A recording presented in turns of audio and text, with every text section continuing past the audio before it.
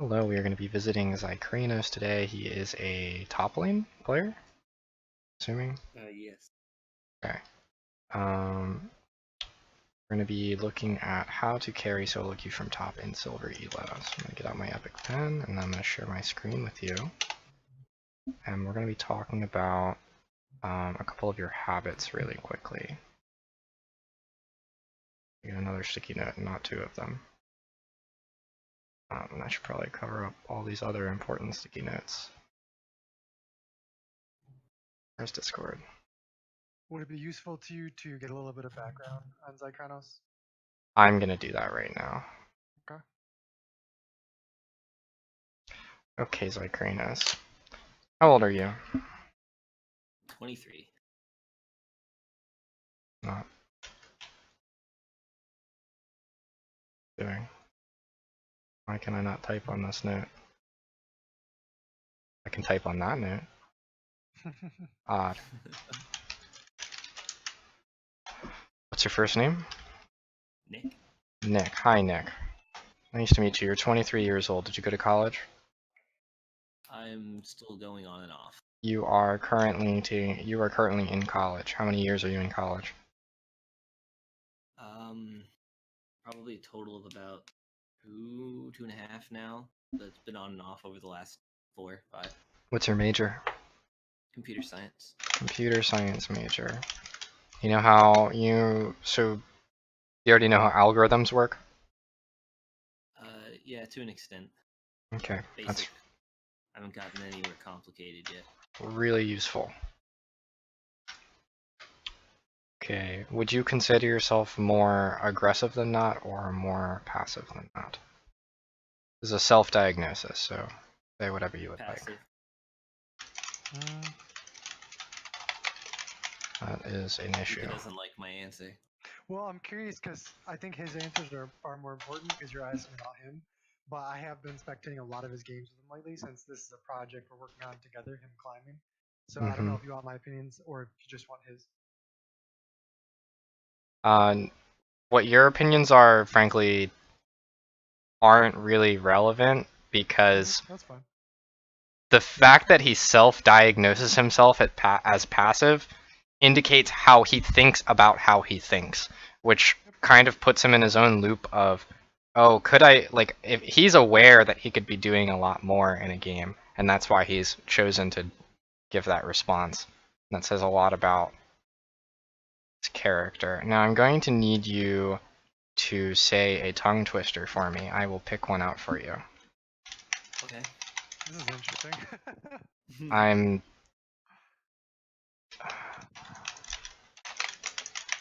not in Spanish. Yeah, Spanish one would be hard for me. This is actually much harder for me to understand when it's in Spanish.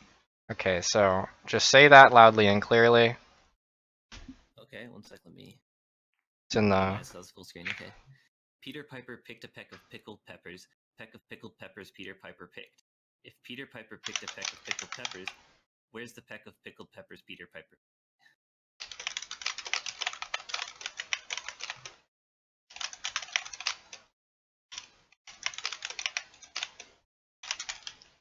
Huh, that's really interesting. Do tell. I'm interested what that meant. I have a feeling it has something to do with the way your like neural patterns work.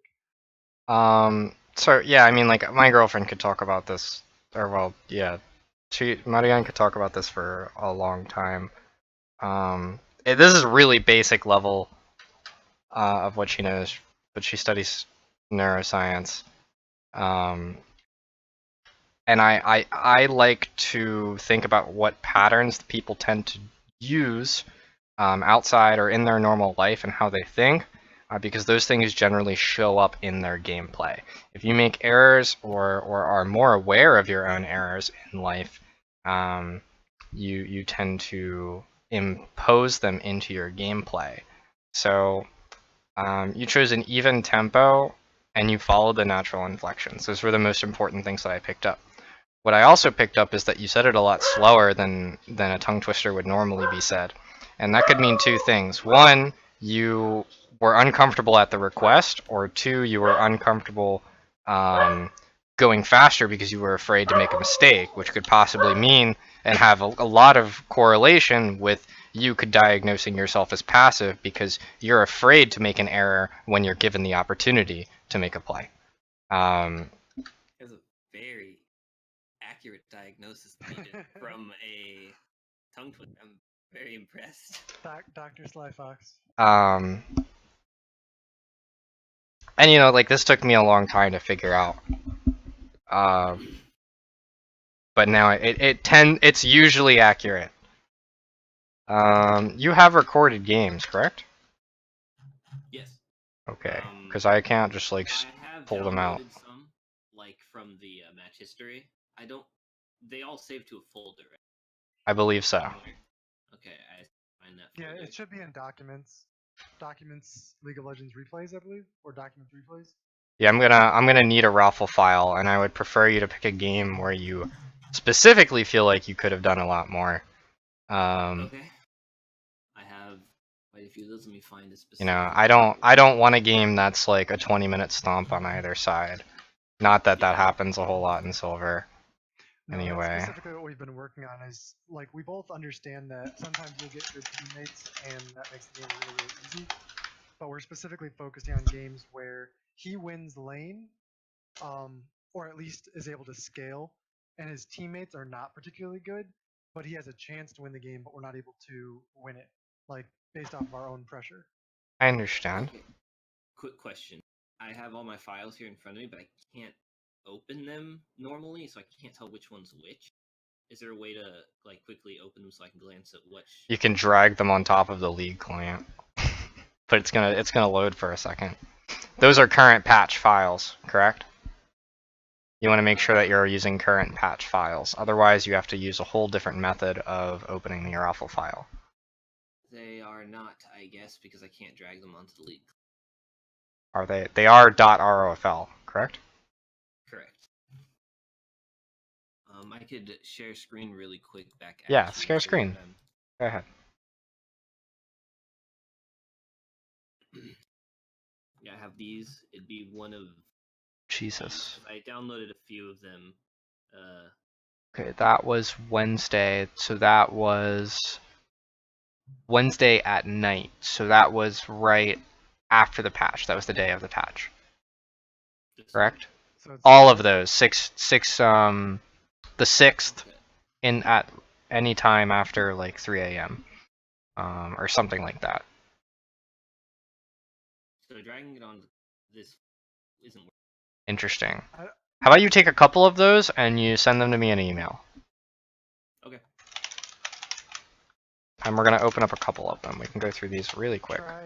Try exiting League of Legends and dragging it onto the shortcut instead of the actual game.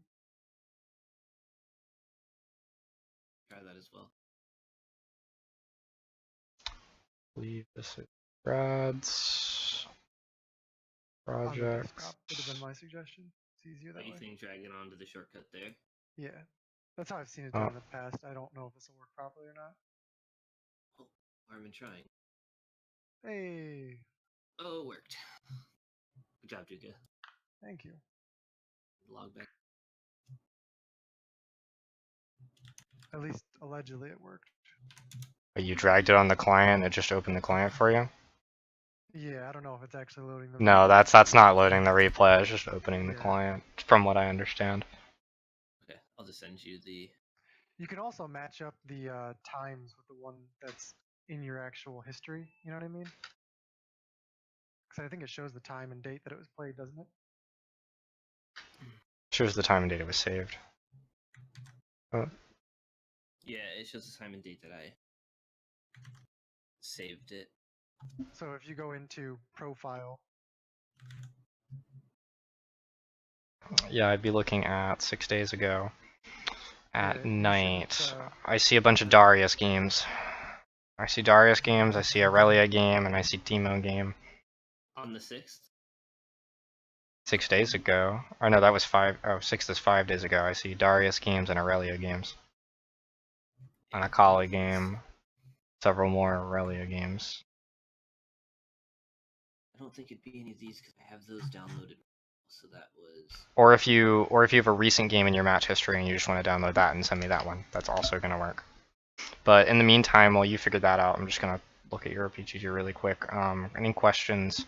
I have one. You play a ton of Aurelia and it's not working for you. Why? That's a problem we need to solve. Two. Are you playing a Kali top? Like a mid thing? It's top, but I'm not playing her very much right now. Yeah, she got pretty She's not that good anymore. bad. So while Yeah. he's looking for the replay, I'll kind of explain our champion choices to you. So when we first started the project, I had kind of come up with the theory that the best way to carry a game is to choose a snowballer champion who can win lane against most matchups. So I went with Renekton, and we started playing Renekton, and we found that it worked okay. Um, but he didn't really like playing Renekton as much, and he felt that there were a lot of champions that were able to outscale us. So if, say, for example, we got ganked a lot that game and we weren't able to snowball our lane, then Renekton wasn't really able to get back in the game very easily. And he really likes playing Aurelia, who scales well. So our thought process was, if he can still win lane on Aurelia, and he can scale well, then that's a better choice overall. So that was kind of the thought process. That's why you see some Darius games, some Redacted games. Akali we tried for the same reason, because he likes Akali and she scales well. But then we found that she wasn't performing as well. So Yeah, Kali's Aurelia's kind of been our Really go-to. really bad right now. Okay, so here's the idea. They're sending. They're just downloading onto the email right now. You would like. Okay. Let's be honest. It is correct that it is easier. You could assume that it's easier to play while winning than while losing. To play optimally. Because you have more options. You have more options that are available to you. If I am Renekton and I can split push and I can team fight, and if I split push, maybe I can even 1v2 the enemy, my enemy laner and the jungler. Because I don't know, it's mid game and I'm 2 items and I crushed lane and their jungler isn't super fed either. So as long as I have ultimate, then I can 1v2 while I split push. So I have lots of options and I don't have to be afraid about anything. That's like playing from ahead versus playing from behind. What's a champion that's okay when behind? A wave clear champion, Victor. You could say Victor is pretty good. So Victor is extreme heavy wave clear, but not a lot of aggressive options.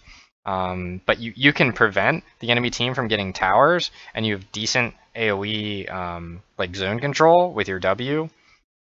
But you are not necessarily someone who can force the enemy, tempo the enemy into doing what you want them to do. So you don't really have a whole lot of options. You have to play within the hand of your enemy.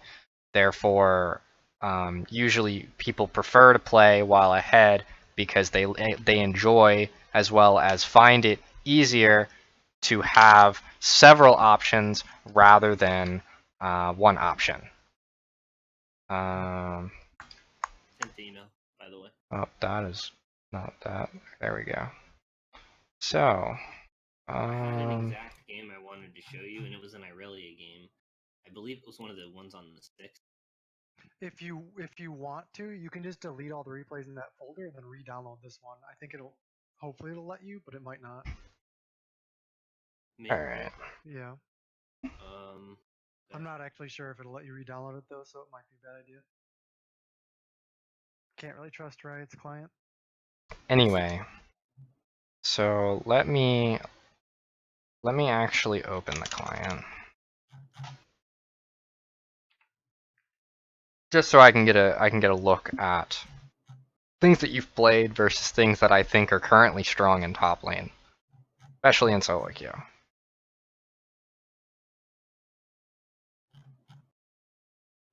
Yeah, I'm downloading all 7 of those, I believe.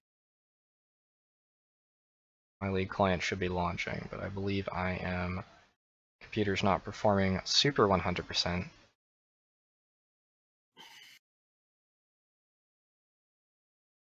Come on. I'll just delete all these replays, like you said. I'll try downloading them. Yeah, having like 30 replays and then not labeling them. You can label them. Like you can actually. I never looked at them in the folder. Oh. whenever I download a replay, it's to watch it through the client because I want to go over the game then like after I do it. So I should start doing that whenever I download a replay. If it's a replay I care about. Okay, so let me just open up that in another folder.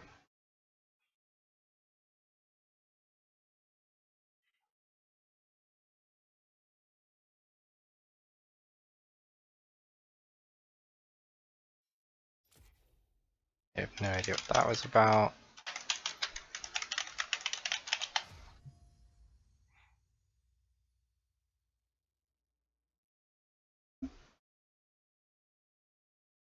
Let's get back to your OPGG. So, you've identified there's a problem because you have a negative win rate. That's the first issue. So you're not even just rising slowly, which is very frustrating for some people, but you are. I mean, if your MMR is still okay, you're technically staying in the same spot. Well, some of those losses are from mid, so I don't know what my win rate is specifically in top, but it's not. I think it's still slightly negative. Your mid is separate on OPGG. It counts all of your games separately. See, look, you're top 34-40 on, and then you're mid 1-7. Although if I switch to rank, I don't know if you play ranked flex. You don't.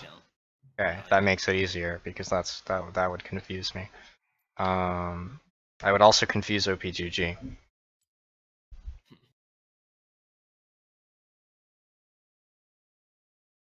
Okay, so you like Aurelia. I think Renekton's actually pretty good in solo queue. Darius I see on here, and then you don't have any significant amount of games in other champions. So I'm just going to pretend that you have 0 experience in other champions and they don't actually matter. I'm also going to pretend that Akali doesn't exist because she's kind of bad. Especially bad in top lane, but pretty bad. She was okay in top lane for a while as like a farmer. But that was before they nerfed her. So let's see. Aurelia, check. I agree that it's a champion that you can play. I don't think that you're playing it successfully right now. You're clearly showing errors, and you're performing okay. But you know what this says to me? What? Well, if I go with the other things that I picked up from your profile, it says that you're a KDA player. You're afraid to mess up. You have a big KDA because you don't put yourself in a lot of risky situations where you have to outplay the enemy, which is something Aurelia is very good at. She has a lot of tools to outplay the enemy, but if you miss your ult, or if you only hit 2 people with your ult instead of all 3, or if you miss your E in like one extended fight, then like your damage output actually shrinks by a large margin. So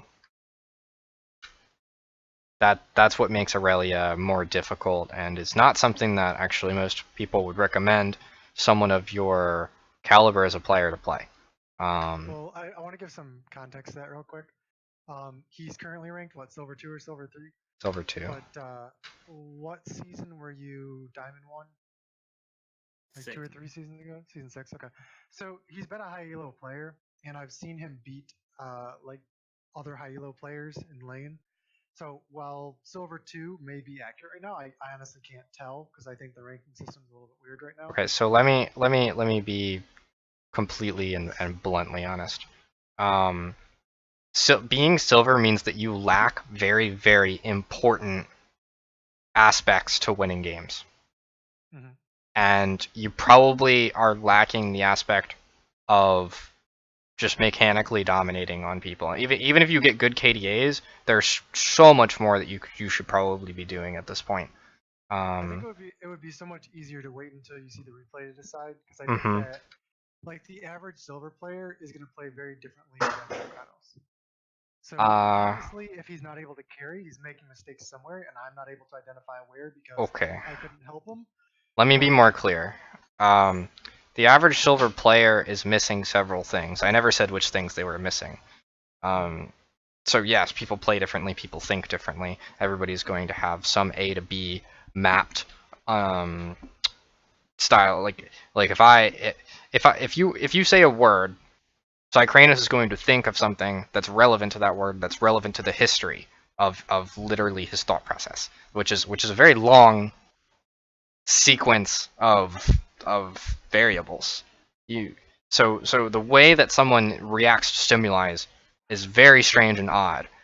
And in Silver, sure, you can react to some stimuli in the correct manner. I'm not saying that you're doing everything badly. I'm saying that there are key aspects to winning games that you are clearly lacking, and we are going to figure those out. Okay, so I wasn't targeting anything. I was just making an assumption due to the aspects that I already know about, and due to the fact that I see specific issues in the play. Okay, just from how the games look on paper. Because if you're performing so well on a champion that's so dominant, in this elo, where everybody is lacking so much stuff, I mean, almost any game is super duper carryable, even by yourself. And I'm not a great solo queue player, but I do understand this perspective, and I'm sure if I brought in someone else who was a lot better than me, they understand this perspective too. But before we jump into a game, let's just talk about some other champions you could consider trying, in case Aurelia isn't gonna keep moving up and up for you. Although playing more Aurelia should help you move and win more games with her, because you'll get more experience and you'll be able to push your limits, but you do need to push those limits. You need to take risks. Okay, so top lane champions. Darius is really good. I saw you played a couple games of Darius. I just wanted to point that out. Riven is actually insane right now, with Conqueror and Spear of Shojin. If you're able to play it to the maximum efficiency, it's really just threading all auto attacks and canceling animations. Jax, very easy, very linear, scales late, and can win a lot of matchups. Very, very good top lane champion. Jace, very linear, has a lot of different strategies in terms of skirmishing, but is generally, you're doing the same thing over and over again. You can split push or you can siege. Very good in top lane, very dominant in most lanes. A lot of people like playing Kled. I don't think Kled is in a great spot right now, but that doesn't mean he can't win lanes or can't be dominant in a game. I mean, almost any champion is very good if you play it towards its niche. I'm just saying the things that are strong, because playing what is strong already is easier. It's easier to win games with what is strong. In this elo, Pantheon is never bad. It's never bad to play a lane bully that can snowball and that can roam at a moment's notice. Man drop on people, insta-kill them, get a tower. Man drop on people, insta-kill them, get a tower. It's a very cheesy and static way of playing the game, but how do people win games with Nunu? They just throw snowballs down lanes 10 times in a row. They don't even think about it.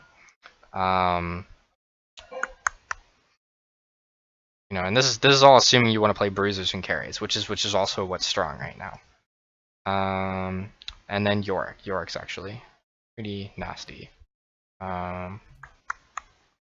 Although he's a little weirder to understand what to do. You can win any melee matchup with Yorick, just through pure abuse. And you turn into such a super tank split pusher that you become extremely annoying. And if you're getting an inhibitor at, I don't know, 16 minutes, because it's a silver game and nobody knows how to stop you, then that happens. And then there's your standard split push champions. If you want to go for pure split push, you can always think about champions like Camille, not a lot of people play it, but Tryndamere, and then there's also Nasus somewhere around here. There he is. These champions are just you do the same thing over and over again every game. You probably build the same thing over and over again every game. Nasus, you might have one item that's different. Just build path might be different, but it's the same exact. And Jax can do that too. Just that Jax is also can fight in team fights because he's so ridiculously strong. So these are options you have. You want to think about your options. You need to pick 2 or 3 of them. You know, you want to keep going Aurelia and Renekton. You want to try something else too. That's fine. But you want to play a bunch of games on a very small amount of champions that you can get used to the matchups. But these are all strong, easy to play, and easy to abuse. Okay. Okay, let's try and open up one of those files that I just downloaded. Who knows which one it was? My tablet won't let me do that. Do you remember what the matchup was in that game, Zycranos? Was it Irelia into Nasus? No, but I remember it because it was the game that I was playing with Renegade when he was on Wukong. Oh yeah, that's right. Okay, so that should be pretty easy to identify.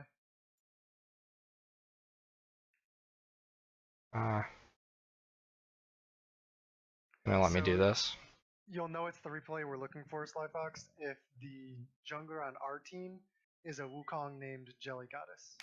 I'll just be like some of those. I downloaded most of those because of the games I wanted to look at, anyways. So, if it's just another good one, I'll be fine with looking at it. Come on. How did you get this to open? I'm about to go through the files and just drag it onto the base file of League. Let me see here. I know it's in here somewhere. That.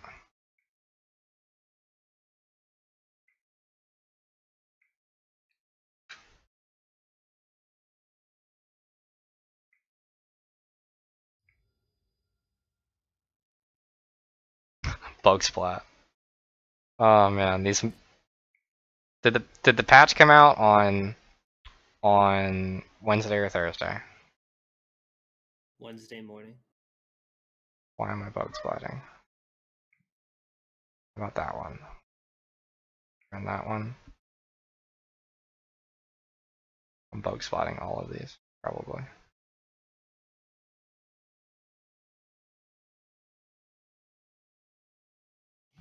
Wednesday morning was the morning of the 6th.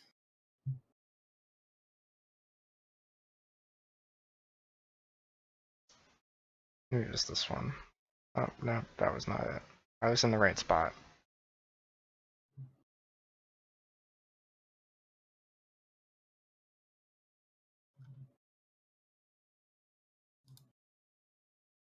Why do these not open? That one's doing something. Oh, they all do something and then they bug spot. Hmm. This is how you used to open up raffle files. I haven't done one of these in a while. How much worse would it be, or inefficient would it be, to just have Zycranos open it up if he can from in-game client, and just have you look at it through his shared screen? That's fine. Yeah, that'll probably save. He might have to restart the video though. I don't have those games because we've played too many since then. Let me see if this is a game worth looking at. How you don't have We can that? look at this one. This will be a decent game we can go over.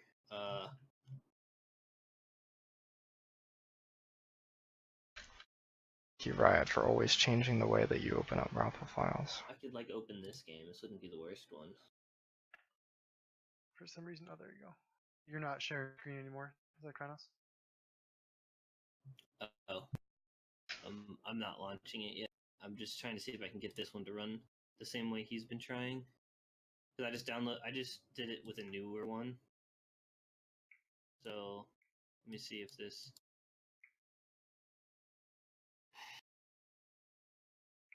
Oh, still having the same issue. I could share screen and we could just use this one. If you want to. Whichever game you feel like is appropriate, we can go ahead and do that. This wouldn't be my optimal game to show you, but it's not going to be a bad one. It's on my client, so it'll work. Nice.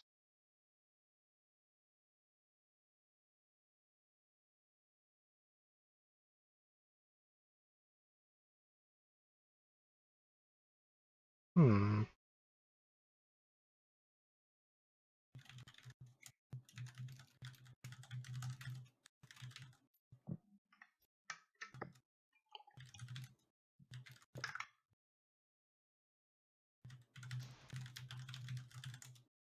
I wonder if I broke it.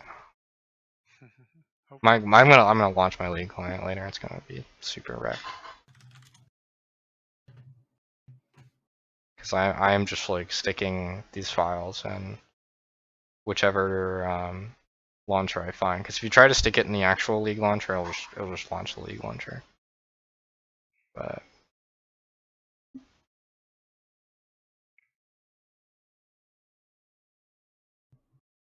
yeah, I'm definitely breaking something.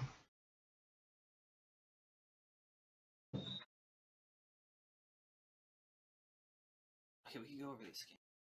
Alright, let me go check out and see what you're looking at. Alright. This is a pretty standard example of what happens to me in games. So it wouldn't be. This is a pretty. Okay, so I wish you had control, but I'll do what you tell me to.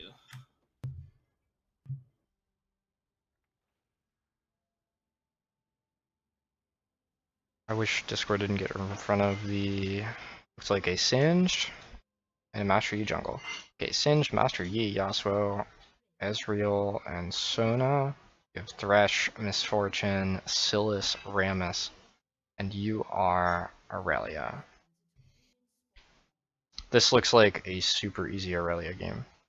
The only problem is like... But I couldn't win it, which is my problem every game, because I'm doing something wrong. Alright, fast forward to laning phase.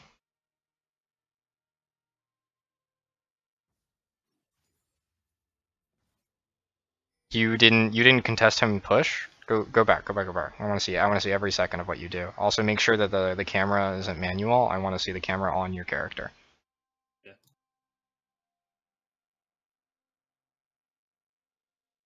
Okay. Turn Fog of War onto blue. So that I can see your perspective. Okay. By the way, normally when you're on blue side, you sit in the bush to try and make sure that, and the bush that's in your river, to make sure that you don't get invaded, or that you can see when people want to invade. Why don't you auto him in those trades? Like, he walks up to you, auto him and walk back. Like, you did it there, but you could have had 3 or 4 autos on him by now. You need to maximize your damage output. Because Singed is really punishable early. You want to make sure that he's suffering, and because you took Corrupting Potion and he didn't, he's actually going to have to back early. And you want to make sure that he has to back as early as possible. You don't want him to get all the CS. You want to make him lose everything that he can. This is probably something to do with like you not maximizing. Like, I see that you want to get all the farm. You really want to contest the push in the lane. You kind of want to keep it. I'm drawing on my screen. Are you streaming League of Legends, or are you streaming on your screen? I'm streaming it through Discord. Yeah, but on Discord you can stream League of Legends, or you can stream your screen. Not the screen. I'm streaming the application. Okay, so you can actually see what I draw. Correct? Yeah, I can. Okay. So you want to keep the lane like here, if he's going to manage to push it. Okay. That's ideal for you. If you push it further, it's perfectly fine. It's a Master Yi jungle. He doesn't have a lot of CC. He's only gonna have damage. It's gonna annoy you. But if you E on yourself, if he Qs onto you, then it's impossible to miss. So, and then you just get away. You just walk away. You take a little bit of damage, and that's okay. But you do need to be maximizing your damage on this guy. You have full mana. You have a Corrupting Potion. You need to start engaging on this guy. You need to get E's on him. He's in your face. You're focusing way too heavy on farm on a lane that you can win. Also, I think that I think that teleport is fine if you know that like the lane is super duper hard, something like Yorick. But you can take ignite. It's okay. Like, especially in Elos like this, teleport is not that useful ever since it got nerfed. Like, it's a 6-minute cooldown and you can't cancel it. There we go. Good damage. If you did that a long time ago, you probably would have killed him 3 times by now. Now, because you have a teleport back into lane, you push the lane as fast as possible, you try to get into his turret. If you have extra time, you get a turret plating, but normally not.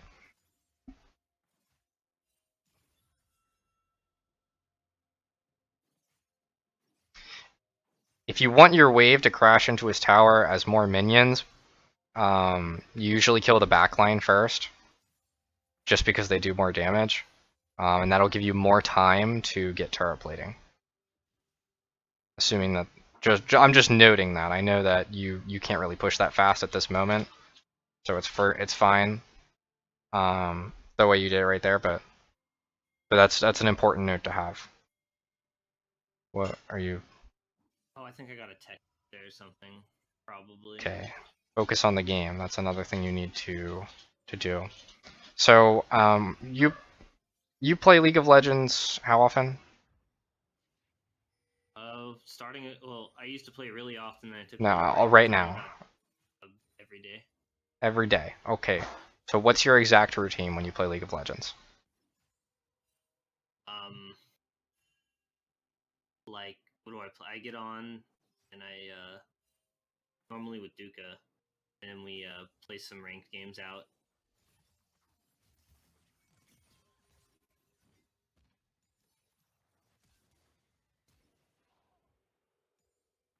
That was finally played. Anyway, that was not a routine. Okay, a routine is, okay, I get on every day, and before I get on, I watch an LCS game, and then I sit in a custom game for a couple minutes and practice my combos, and then I load into a game. I play 3 games, and then I take a break, and I eat. And then I play 3 more games after, and then I'm done with ranked for the day. That is a routine. I need you to have a routine. Okay. You can't just, like, because a lot of people, and I didn't, like, note this on EuroPGG. I'm just gonna pull that up really quick. Let's see, 2 days ago, 2 days ago, 2 days ago, 2 days ago, 2 days ago. Were all these games played in a row?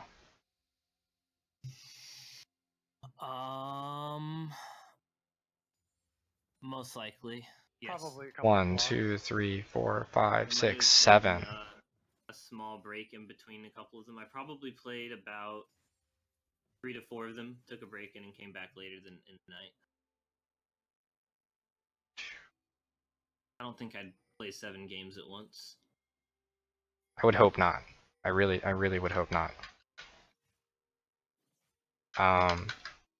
You need to play 3 games, possibly 4 if 2 of them are really quick, and keep that as a block.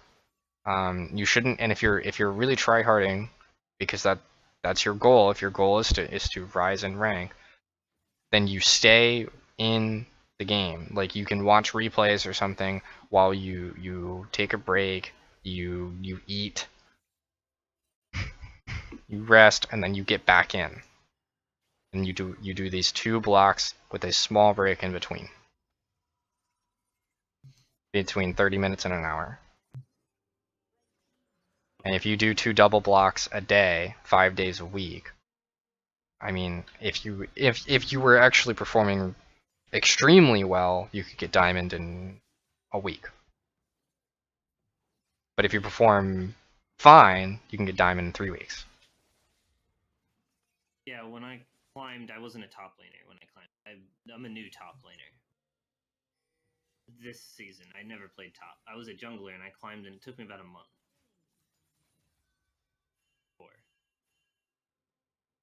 So I'd like to get back to a point where I can, but I'm just not climbing. Do you always buy Tiamat first on Aurelia? Yes. You ever consider Phage? Yeah, I used to get that when I played her mid a little bit. I haven't really gotten it top, I don't think. You think it'd be better? I think Phage is good against champions that you need to stick to. Okay, that makes sense. The movement speed in general is a very underrated stat.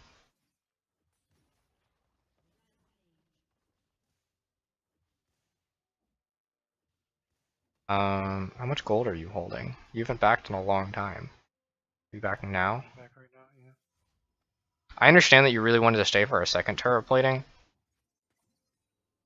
but if you don't have teleport, You kind of want to maximize your back time, your back time, so that you don't miss anything to the tower, or like the enemy doesn't get any kind of unnecessary push. Like right now, he has minions in your tower. That would have never happened. You could have perfect CS right now.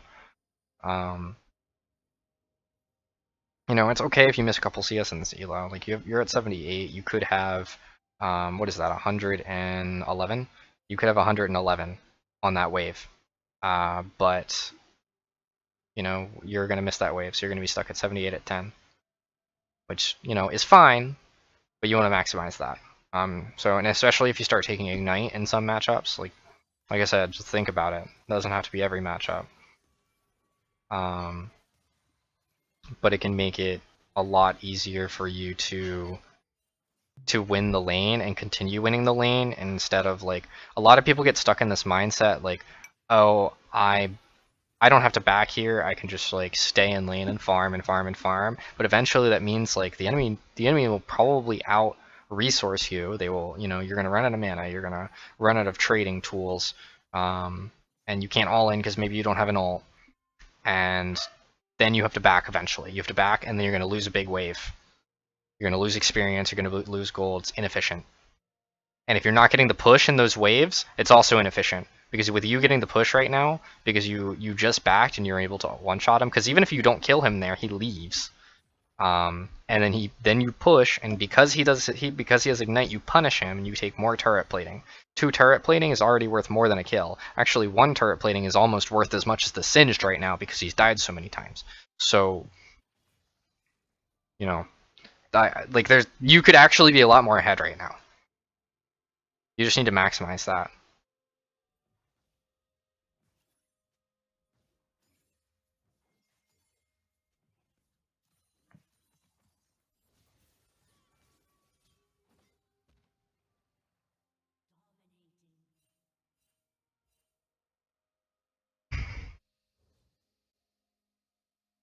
How long have you been sitting on that pink ward? A while, I think. No, I think I either just bought it. I think you bought it with the Sheen, right? Where do you plan on putting that? Did you buy that with a plan? Yeah, I was gonna put it in the bush behind my tower, but I just never did, I guess. That's odd. Okay, so stick to your plans. Do not change the game plan. Like your game plan right now, win lane hard, become a split pusher, and then team fight late game. Or mid game. If you're super far ahead, you can team fight mid game around important objectives. That's your game plan. You get a game plan, you stick to it, and you need to change your game plan based on the enemy team comp. The reason why I chose that game plan for you right now is because 1, Ezreal you can one-shot, Sona you can one-shot, Yi you can one-shot, Yasuo you can one-shot. The only real issue in this game is 1, don't throw your ult into a Yasuo wind wall, and 2, make sure that you understand to W right as Sona's going to ult you, if Sona chooses to ult you, which she might not. I'm going to change the servers at Central real quick, it's lagging. Okay. Hopefully that helps. Doesn't look like it is. That's unfortunate. I feel like that actually made it worse for me. I had pretty good quality. Alright, I'll go back to South.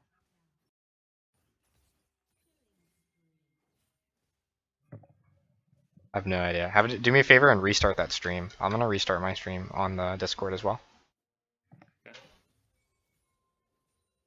So stop sharing my screen and share my screen. Let's turn it up to 1080. There you go. Much better quality. Okay, you got first blood tower at 13 minutes 30. No, you didn't quite get it, but you got all the turret plating. So you were successful in your job of getting all the turret plating, but you could have had that turret possibly in a minute and a half, 2 minutes earlier. Okay. So once you get that turret, do you understand what the paths are and what you could do? You're stuck in that, by the way. The thing that I mentioned earlier, you're stuck in that right now, where you don't actually have the resources to all in, and then you're gonna lose a push. You're gonna lose a bunch of turret damage. You're losing a lot of resources because you chose not to back early enough.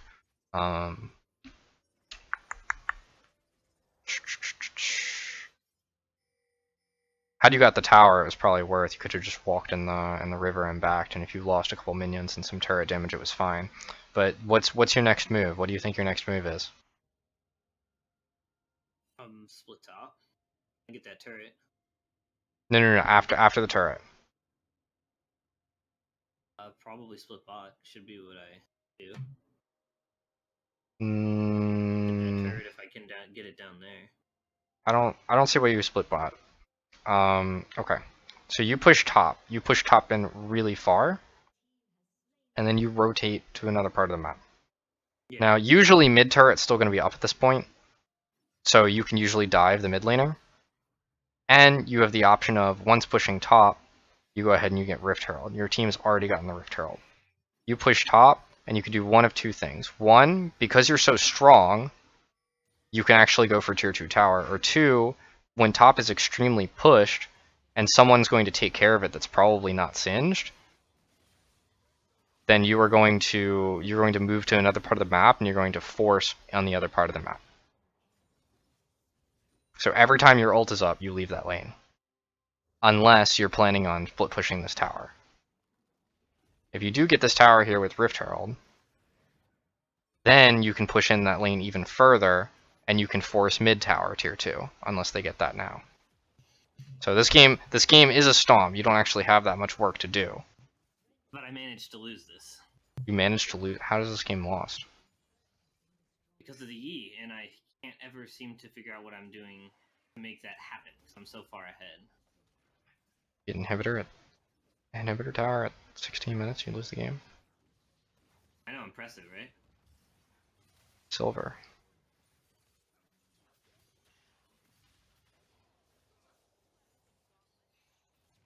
Okay, that's pretty funny. Exlade's his duo friend. The duo friend is the... We usually try to avoid duoing unless it's somebody higher ranked, but that's his real life friend. Alright.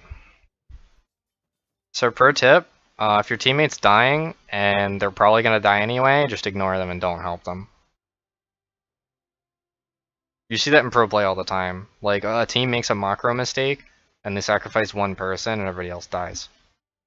It's usually the person with the lowest kill bounty, or the least useful person. But for you, it's everyone, because you don't care about anybody that's not you. That's how solo queue should work.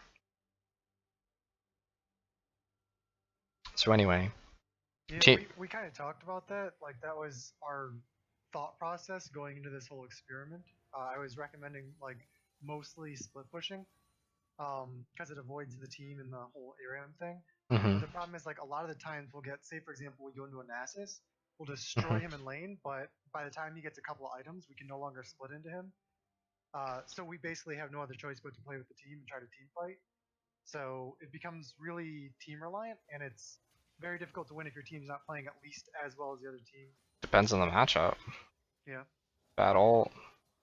You're engaging here without a whole lot of reason. Pick up a kill because the enemy team's bad.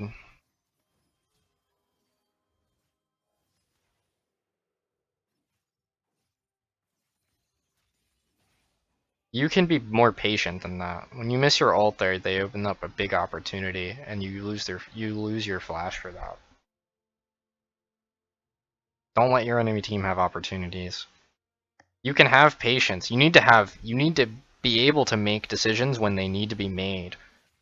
And you will understand as you start pushing your limits, like, oh, I know I'm in range. I know that this ability can hit, and you need to take it if you know that it's going to be a game-changing play. But you also need to have patience, like, oh, if I am unsure about something, if I am extremely unsure about something, and it's definitely not something that I want to do, because then I will end up losing something really important, or possibly putting myself in a situation in which I am therefore useless, or I'm hurting myself.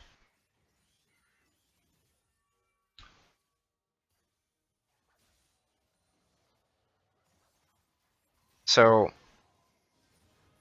this is a mess of a game. I'd like enemy teams grouping. I don't know why they're grouping. I don't even know how you lose this after this point. Like, you're gonna get top inhibitor and mid tower, right? Or are you just gonna get in top inhibitor and then you're gonna go Baron and then you guys are gonna int to Baron? I don't remember. I mean, I'm looking at the map. So here's what normally would happen in this situation. Enemy team might be pushing mid, but look at all this gold bot, all these towers bot. And normally, I don't remember when you used your teleport last, but if you have teleport, then you can go bot. Although you can't be pushing turrets if the enemy team is not visible on the map somewhere. Because if they're not visible on the map somewhere, then they could all collapse on you, and if your team's not doing anything like getting a tower or getting a neutral objective, then you're gonna die for no reason. Move the camera, like, I don't know. You guys just anted for an inhibitor because you guys didn't want to just get mid tower. It's a mess. Do not be afraid to spam ping your team. Like, I don't care how toxic it sounds, but like spam danger ping is pretty useful. Doesn't really matter if people are gonna react positively or negatively, but it's gonna help. If they react at all, Mm-hmm. that's the real question. You can also ping that you're going somewhere else. Can also help. But like none of that should have happened. Like, you guys get kills mid, you only have enough time to get mid tower, you get mid tower and you split up and you go to try and get top inhibitor. So you get top inhibitor and then everybody dies and then you lose Baron.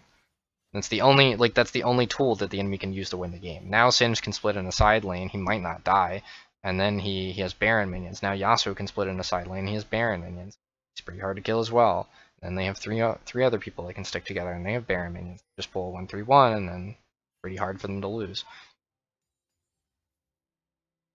Or at least keeps them in the game long enough so that they can return to the game, return to the gold level of the game. So what I should have just spam pinged to try to prevent that? You need to move somewhere else and you need to do something more useful. Everybody else is going mid, do something even more useful. If you're gonna lose Baron, everybody's going mid, they might just get mid tower, and then you could have gotten bot tower and possibly bot tier 2 while all of your team was dying. You see that? It's a different option.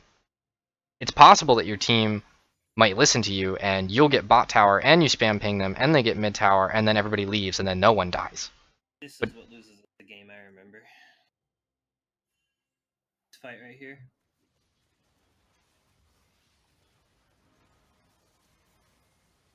I'm saying that you need to be doing the most positively useful, like positive utility game state changing play that you can be making at any given time. Okay? Everybody was going mid because the enemy team was dead. Oh, they don't have long death timers, but because they're dead, I can go get 2 bot towers for free. What does 2 bot towers do? It gives my team 2,000 gold. Or, well, not actually 2,000. It doesn't do that anymore. It gives, like, 1250 plus local gold is, like, 1450 or something. Or 1400. But if you're just going to follow your team and in with your team, it's not going to help. Like, you need to pay attention to death timers. You need to pay attention to what else you could be doing at that time. You need to probably play more ward. With his team, like the point where he went top was the same point where you said you guys get top in him, right? So I mean, like, I think you had the same initial thought process, and the fact that Ramus went top with him wasn't something he necessarily even wanted. I'm also a shitty solo queue player. Well, no, but I'm just saying. I'm looking at this in retrospect. Yeah, that's fine. That's why I'm reconsidering things. Like, I looked back, I saw that play, I said, oh, it went wrong, what else could I have been doing? What else could I have been doing? I could have actually gotten 2 bot turrets during that time, which is actually more useful than that top inhib, because with you a teleport and your team, whether or not they're inting, you can go get bot inhib, and because top inhib's open, you could get 2 inhibs if the enemy team decides to wipe your team and get Baron. Like, and then what are they going to do with 2 inhibs down in side lanes? Like, push mid, try to win through mid 5v5 when their side lanes are pushing in, then lose Nexus turrets. Like, it's not gonna help them. But you need to make the game into a state that's good for you. Agreed. I think what we're trying to figure out, though, and what's been difficult for us to understand is, does he essentially have to play at like a Masters or higher level in order to get up through Silver? Because I mean, like, you saw, he completely demolished his lane. All the towers in his lane were gone. He I was mean, that playing means nothing. Zycranos all the way through mid-game. He could have been doing so much more.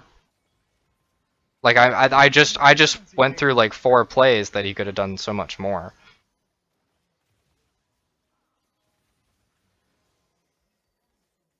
Like his lane wasn't even optimized.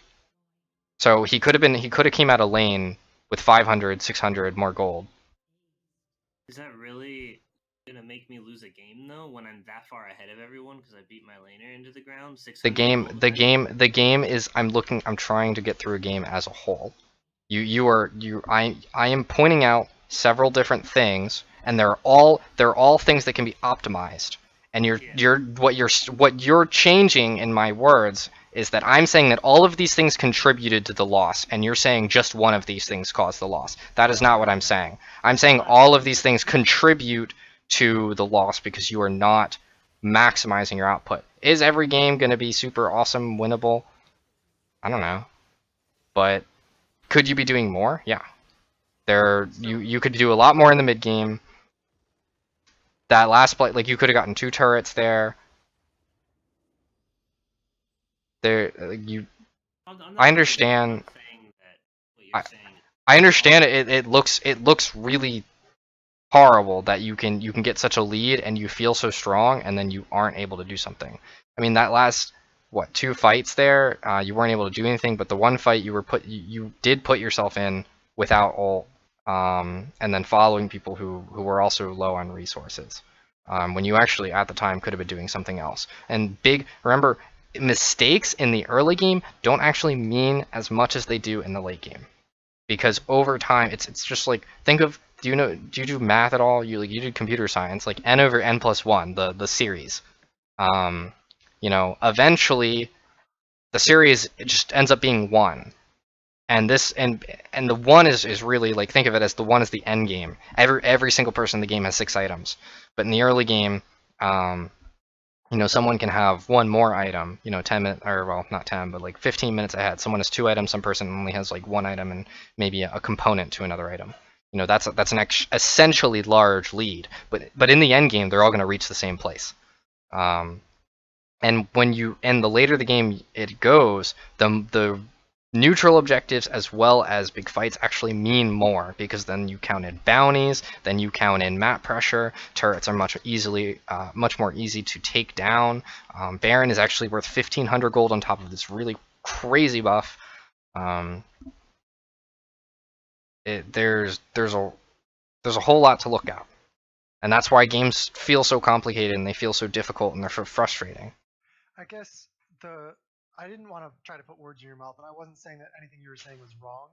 I guess the frustration that we've been sharing during this experiment trying to figure out how to climb is, like, sometimes he gets counterpicked, right? Because he's often first pick. And there's only so much you can do about a counterpick. Like, you can usually try to lose the lane gracefully. Sometimes you can outplay, but generally in a counterpicked matchup, you're probably going to lose, right?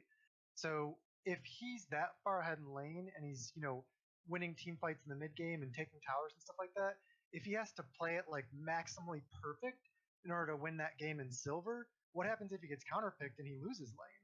Or like at least loses it gracefully? Like, if you need that huge of a lead and to play perfectly to win 1 silver game, how do you consistently win silver games if you get counterpicked like half the time? Play Pantheon. Well, that's what we did with the Renekton, and you can see he had a Pantheon is like way better at stomping low elo than Renekton. I guess look. It's a question of fun, though. You know what I mean? Like, if you did you stop? What? Did you just call League of Legends and playing ranked League of Legends a fun experience? Yeah, I apologize. Yeah, you're wrong. Okay. You do not. Climbing is not fun. Climbing is a grindy, horrible experience where you are playing a game seriously against other players who are playing seriously. This is not something you were going to get by playing for fun. For fun player, for fun region, whatever meme you can throw in there, it's not going to actually help your case. Your case is you need to maximize your output. You also need to make the job easier for yourself. And there was a late game team fight there where the enemy team had Baron buff, where you actually you did not perform that team fight very well. You were supposed to be able to basically 1v3. And in that team fight, you guys got demolished. If you weren't able to take down several people. they got engaged on while I was coming to. Yeah, he was pushing mid out to get priority. And then they got collapsed on. They were out of place, and I pinged careful on. Macro rules don't really apply the same in Silver. You need to babysit your players. Like. Well, yeah, but that's contrary to what you were saying earlier, where you were saying like ignore your players, let them die, caution ping them. And Yeah, but if it's then in a late game experience where like, oh, this game is going to end right now over this objective. Yeah. Forget everything. So you mean like there's just a point in the game where you have to be. And when I said let them die, it was like, hey, that one guy died. It was just him. You went back to save him, and then you died. You died as a result of you trying to help him. Oh no, I was talking about when they were pushing mid. I was not talking. I mean, they could have pushed mid without him and possibly still died, but the game state would have been different because you would have picked up 2 turrets that are actually worth more gold than the Baron buff actually gave the enemy team. Yeah. So that there's a whole lot more to look at, and it's more likely that if you're not with your team because they feel so confident with you because you're so fed, they probably won't do something so stupid like try and split pressure on both objectives when they actually can't push them that fast. And I couldn't measure death timers and how fast the minions would push anyway. Like you saw, like I said, I think you get inhib, but I wasn't actually sure. Like, So I have a question for you. Which one do you think would have a bigger impact? Obviously, to maximize everything, you should do both. But do you think if he continued playing Aurelia and just like learn some of the macro lessons a little bit better, or learn how to play solo queue better without macro, or whatever it is exactly we're saying, do you think that would be more useful, or do you think like champion selection is more useful, like playing Pantheon or Renekton instead of Aurelia? Champion select changes solo queue in an extremely interesting manner. Like I was saying with Pantheon, like Pantheon is pretty famous for playing solo queue just because it doesn't really matter if you're winning your lane or not. You can actually just zone your opponent off farm the entire game, and then every chance you get, you just ult into another lane and you get a kill. And if you ult into another lane, you get a tower. And if you ult into another lane, you get a tower again. And if you do this so quickly because you get ult at level 6 and it has a fairly short cooldown, then you are actually able to get like 4 or 5 towers or 4 or 5 objectives in general within the first 12 minutes of the game. Or maybe 12. You can get ult at like 7 minutes. Probably at like 14, 15 minutes into the game. That's extremely useful. Like you need to do as much as possible. And sometimes making the job easier on yourself will end up making the game a lot easier. Playing Aurelia is hard. Playing a late game team fight is hard. Like, you also have to create the conditions so that the team fight is playable. Once someone dies and you're on a champion that could like 2v5, but if you're not able to actually perform that high stress, really difficult and stupidly mechanically complicated situation, then you're just going to lose. And then you're going to feel like it's someone else's fault when really you put yourself in that position. You put yourself in a position where you're not the best split pusher. You are not the best like late game carry, but you do have that capability. So if you're in, I just didn't play that game correctly in team fights, and mechanically I screwed up too much. I think that in that late game team fight, if you were there, something else would have happened. And if the game didn't end at that point, then that would have been fine. Like I understand that what I say may sound strange, but I am also talking in general. I am not just talking about this game. I am trying to take what I've seen and put it in other games and put it in the future. Okay? So when you relay what I'm saying back into just one game, of course, you played several mid-game team fights perfectly fine. You played your lane perfectly fine. Can everything be optimized? Sure. Should it have to be optimized to win games? That's a question that is controversial and ends up being very frustrating for many people because many people want to win games, and the game would be easier if they felt like other people they were playing with made the game easier for them. But in the end, the only person who you're worried about going up or down in rank is you. So doing the most you can is necessary. So What would you say you have to be in order to climb? Like, do you think that a gold player should be able to climb back up to gold no problem yes, if they start in silver? yes. This is So do you the think the it's rank based off system. what The rank system this year has been strange, but it has not. People might be a little bit higher in most elos than they usually are due to the early game, early in the early season and LP gains. But the system is generally the same. Matchmaking was also screwed up for a little while. Putting bronzes in games. But like all of these frustrating things don't actually change that. People are close, if not where they should be. Okay. You had a question, Zycranos? Yeah, so you think based on because most of my games are similar that I think Dduukkhhaa can attest. They look pretty similar to that type of game when I lose them. Unless we get counterpicked.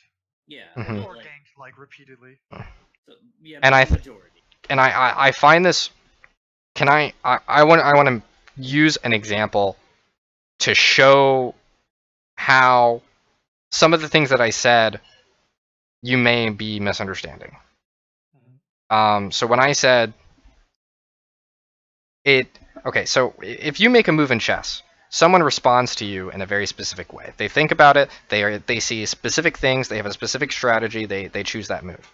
Will they choose that move if you previously made a different move? In most cases, no. Yeah. So you have 9 people doing that at the same time in these games. So your choices always need to be, how do I get the most gain, and where is their gain, and what can I ignore, and when can I ignore it? And that is really hard. Playing solo queue is really hard. Like playing solo queue is not like when I coach like a team playing 5v5s, it is so ridiculously different in how I have to treat how they make decisions. Whereas in solo queue, like, oh well, you need to focus on yourself. You need to try and optimize your situation when you can. You need to play for any win condition that you can find. So win conditions in that game, like if mid wasn't doing so well, you can roam mid when you're winning your lane. You want to try and get your turret as fast as possible. You can focus on split push if you're able to 1v2. But you can't just split push if your team's not doing anything, because if you get rotated on by more than those 2 people and your team doesn't get anything, then you die for nothing and you lose your bounty. Stuff like that. Like if you push the lane and they have to respond to it, maybe they were waiting for you and you get a jump on mid. Like so many things are happening that you can't actually know, that you have to make specific assumptions and you have to use dominated strategy. You know what a dominant strategy is? In a general sense, sure, but I'm not sure how you're specifically using the word. It's a keyword in game theory. Dominant strategy. This action that you choose will be better than every other This action that you choose will give a better payoff and have more utility than any action that the enemy has available to them, and give more utility. So you will end up. It is a clear correct answer, yes. And in 5v5s, these are much easier to see. In solo queue, you have to think about yourself, and you have to think about, okay, well, can the game be lost like instantly for any given reason, and can I prevent that? And if I can't prevent that, can I create a condition to make it so that we don't reach that state?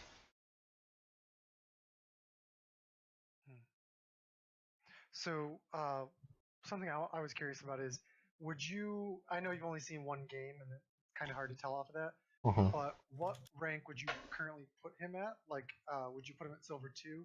And what do you think the like things are that make him the rank that you say?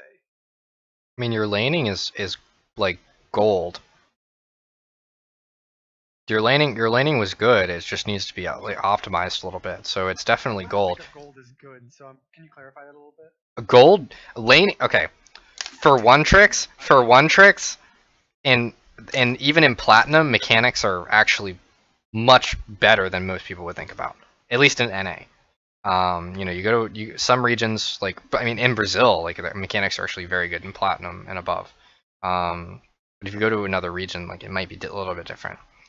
But in gold, it means that people, if they're a one trick, are probably playing to what their champion can do, but not actually to the maximum. In Platinum, people might be playing to the maximum with their specific champion, but they actually just don't know how to play League of Legends yet.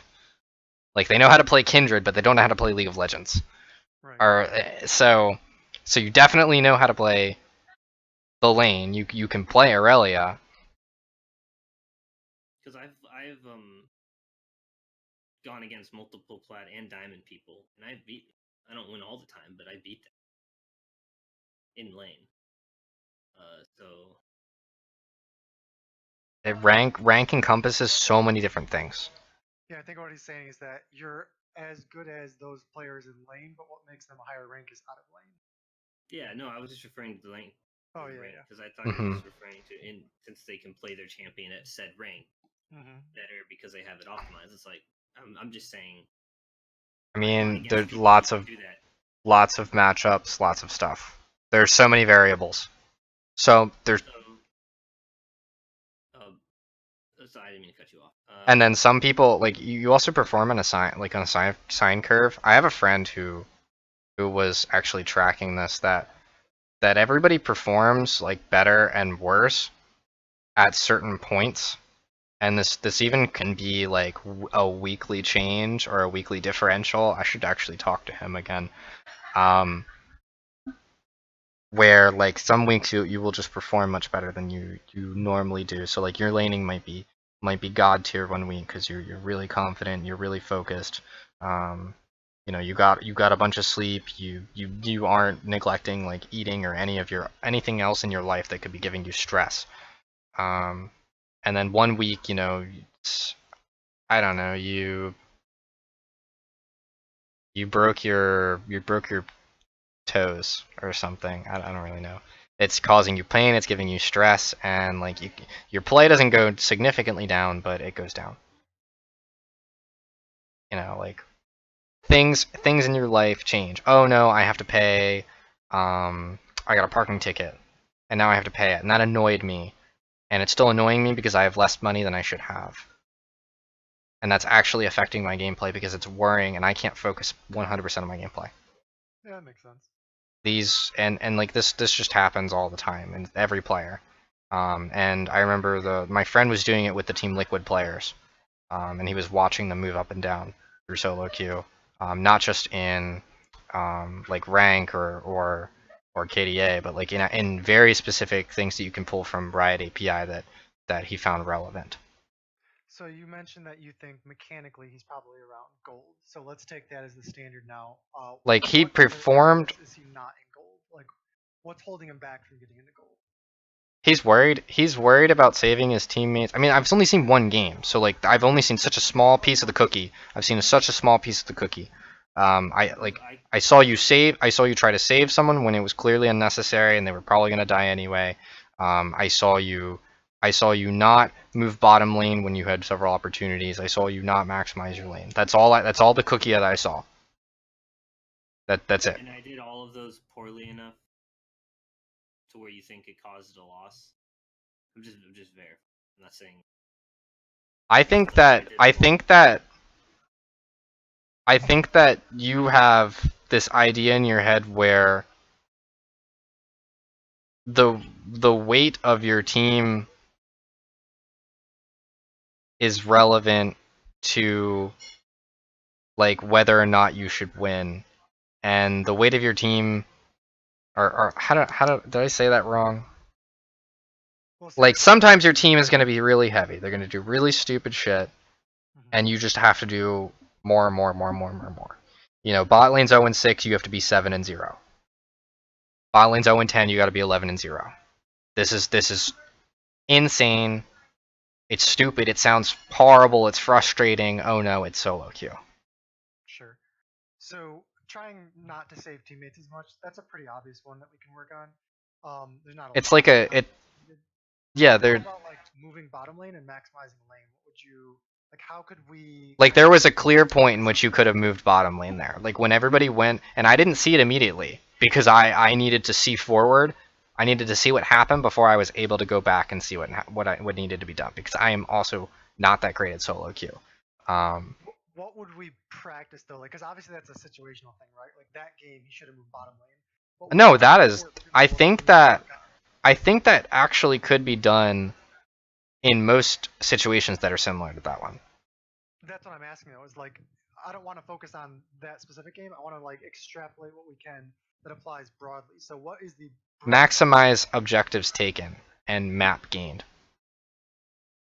So There that's was more maybe turrets that's taken that lane, too so I broad. should have wrote down there. Yeah, you could have gotten those 2 turrets in that entire time that your team would have. I don't know. They could have died, or they could have gotten mid tower and run off, or who knows. You know, So what's they're the valuation here? Like, should he potentially give up pressure in one of the lanes, like mid or side lane, in order to go at him? Does he call his team there? Like, what are the conditions that allow him to do that and make it the most valuable choice? the conditions of that play was that there was a major team fight in mid lane, and the team was unable to respond. Even if only one person could respond, are they going to respond to mid, or are they going to respond to Aurelia in a tier 1 tower? They're probably going to respond to the tier 3. They're probably going to try and wave clear tier 3. If 2 people are alive, one might go to Aurelia, but they're probably going to respond to tier 3. Most people are going to prioritize a tier 3 over a tier 1. So that tier 1 is free in any case. So what you're saying is, if we win a fight mid while the rest of the team is pushing mid, we should go bottom and take the most free objective to guarantee gold. Guaranteed gold is always good. Okay, so guaranteeing gold. Any other sort of like easy ways to kind of value what we should be doing in game? Because I mean, I consider myself somebody who's very macro focused, and he's a fairly good micro player. Like, obviously, he missed some ults and stuff, so he's not perfect, but I think he's good enough to beat silver players in terms of micro mechanics. And I mostly study the macro aspects of the game. So I would think that putting our two heads together would be able to figure this out. But there's obviously something I'm missing as well in terms of where he should be rotating. So I usually think of the fastest way to end the game, right? Like, if you win a fight mid, Yeah, you the value of minimize time. right. So the value of mid turret to me would be higher than the value of bottom turret, because if you take bottom turret and then they win the next fight, your overall gain in terms of applying pressure to them is less than taking mid turret. But Why is if taking bottom turret is the like safer play that allows us to get further ahead and eventually close out the game like safer, then that's something we can try to work on. bottom I'm just trying turret? to figure out how to apply general principles here. General principles are much different in solo queue than they are. Okay. Let's go through a list, because you're thinking about like 5v5 standard macro. Right, that's all I've coached. So that is not always okay. What is the easiest, most abusable thing that you can do in the game? Who on the enemy team is the most abusable? Who's tilted? Focus the guy who's tilted. Like, focus the guy who is weak. And if he's weak, you play around him. Okay, that guy is O2 in mid lane. I'm Alistar support, and you're, I don't know, someone jungle. It doesn't really matter. We're going to go dive him. I have flash. He doesn't. When we dive him, we get mid tower. Okay. Everybody else is still in lane. He's pushing his lane. We're going to try and do it again, because he still doesn't I have think we flash. should increase the amount we focus on like cheese opportunities, like bush wookieing and things like that, rather than just trying to play this sort of standard concept. I mean, of, like, like vision. open lane. There's so little vision in solo queue. Like look at these control word counts on him anyway. Like I'm not saying that I buy like a million control words in my gameplay, but I'm also like, again, like, I'm bad, but I still buy like his 1 1 3 3 2 2. I might buy like 3 or 4 in a game on average, but I try to get a lot more if I find it necessary. But like, those things won't change a whole lot in the elo because no one's using vision. But even just getting a scanner and denying the enemy team vision, or knowing where they don't have vision, can allow you to make like really silly plays if you know that they're going to visit a certain area. Like, okay, we walked to his race. Now we're gonna scan this bush. Oh, and there's no ward in it. He's gonna head this way because he's on bottom side and his red buff's up. I don't know. Like, we saw him at his blue. He's gonna head up because he's full health and he backed recently. If I Like, worded it as identifying the enemy's weakness and abusing it is more valuable than identifying the overall correct macro concept in the game. generally, yes. Okay. Like, why do you see so many like jungle top duos that Like, I played a game the other day. Oh my god, I won this game. I played a game on LAN in Diamond, and I was Renekton top. I got ganked at level 2, and I didn't die. The guy walked out of lane, and he came back into lane, and he was still level 2. It was a Kindred. And he tried to kill me again, and I didn't die. And meanwhile, I'm playing Renekton. Who was I playing against? I was playing against something like really, really dumb and hard to play against. I think it was Victor. Victor with Kleptomancy. And so I'm like sitting here just trying to get farm, and I'm just like, holy crap, this guy's gonna camp the fuck out of me. I need to not die. So I had to back at level 2, and I was a level behind my lane, and as soon as I got back to tower and I pushed out in the lane, Kindred was there again. So that actually brings up a really good question for me. If I died 3 times, like think about, hold on, let me finish my example. If I died 3 times there, that game was over. Kindred ganked me 3 times in 5 minutes. If I died twice, the game was over. That Victor Kleptomancy would have actually dumpstered me. I got to level 6 and I was able to 1v2 because Kindred was still level 5. And that I opened up the game. I almost lost that game, but like I had to do really crazy shit. But like if I had died early, I would have ruined all my chances because I was abusable. That was their plan. That was that duo's plan. It was abuse one lane until they are so ridiculously useless, and then try and use that lead they earned to do something else. And they knew that they could abuse that lane because Victor into Renekton sucks early. You mean as the Renekton? Yeah. Yeah. Okay. So as far as playing behind, so obviously, making the correct, like abusing the correct enemy, finding their weakness and stuff like that is really useful when ahead. But what are your thoughts on winning a solo queue game when, say, for example, you get counterpicked or camped, and you're not able to get a realistic lead? Like maybe some super players could just 1v2 no matter what happens, but realistically, Zycranos is not going to be able to do that. So if he gets counterpicked, or if the enemy jungler just camps there all day long, the best he can really do is either waste their time or lose gracefully. So in a game like that, what are the kind of principles to focus on in terms of playing the game correctly in solo queue? Minimize losses. Team, you can rely on your other teammate to carry. You have to minimize losses and farm until the point where you can be useful. This sounds like it's so useless. I understand, but it's gonna happen.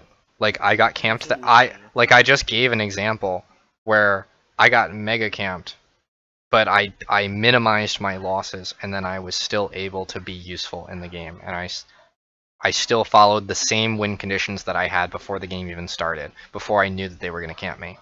I turned into a split pusher, then I went to mid game fights, and then I split pushed again. And I went back to mid game fights. That's the Renekton thing. Like if you take Renekton with Ignite, you're probably split pushing most of the time. Especially if you're against someone that's squishy after you get level 6, because then you're able to probably shit on them. Like I followed my game plan after minimizing losses, because when you play an early game champion, like they're still good in mid game. Like mid game is still a part of the game where everybody's fairly weak and fairly squishy, and a lot of things are impactful, and being impactful is really important. And sorry. Somebody who's mostly focused on, no, it's okay. Coaching 5v5s where you can kind of control all 5 of the players rather than just only controlling one player and the rest being a fiesta. I've always had kind of the mantra of objective focused play, but correct me if I'm wrong. The impression I'm getting from what you're saying is that in solo queue, you mostly want to focus on accelerating your gold lead, turning that into kills, and then allowing the kills to turn into objectives, which normally I would think is the wrong way to play. But is that kind of the correct interpretation of what you're saying? I don't know why that would be the wrong play to play. Well, in 5v5, I would think. I mean, in 5v5, getting free kills is fine, but yeah, I understand. You're not trying to force, ridiculous shit. If you can get free turrets, you get free turrets. Exactly. I'm not saying chase to the end of the earth, dude. I'm just saying that if you force someone out of lane and you take their flash and they only have 10 HP, that still counts to me as the same thing as a kill. You're forcing them out, and then you get an objective because you have a man advantage, and you play around that. And generally, you want to keep doing it against people who are abusable, who are tilted, who are already behind, so that they can't do as much. And you keep making them less and less useful, and you try to make sure that the people who are somewhat useful don't become more useful than they should be. If it's possible. If it's not possible, then you deal with it. Okay. Solo queue is a nightmare. For sure. So, like, I understand, like, I've done a lot of solo queue coaching. I haven't had questions like this before. I'm the worst person to coach, man, trust me. I understand this.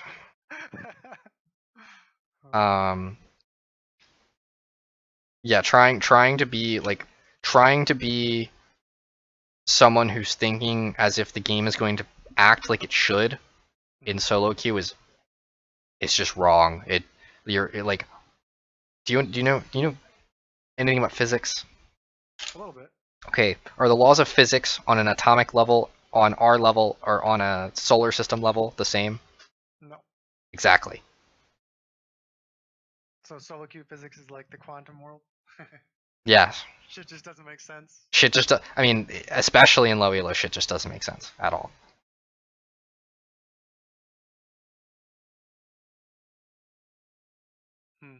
It definitely makes it tricky then. I mean, I guess It makes it tricky. like, That's why you see so many one tricks who do the same thing every game. Like, does Demir have a new account yet? No. Damn it.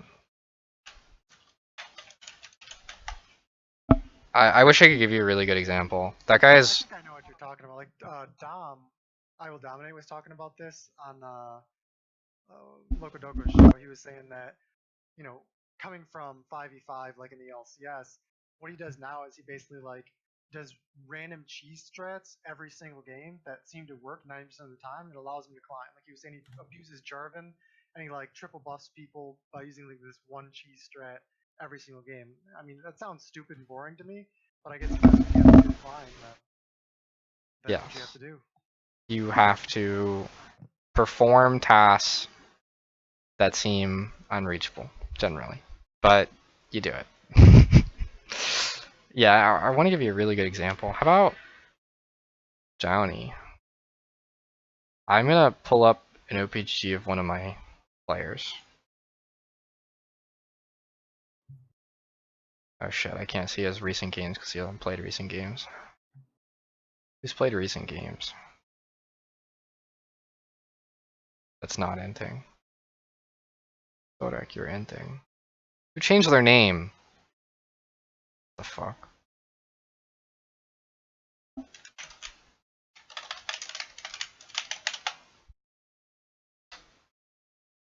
Is he on there? Does it count any good? No, his account, he's Inting. Alright. Let's see this one. Does he have recent games? No. I don't know what to tell you. It's okay. Yeah, I need some good solo queue examples for you. If I find some, I'll get them. But like, it's generally play stuff that you know that's works, that's good early, mid. You focus on getting leads and you maximize like kill turret, kill dragon, kill turret. Like you just try and maximize accelerating the game as much as possible in your favor.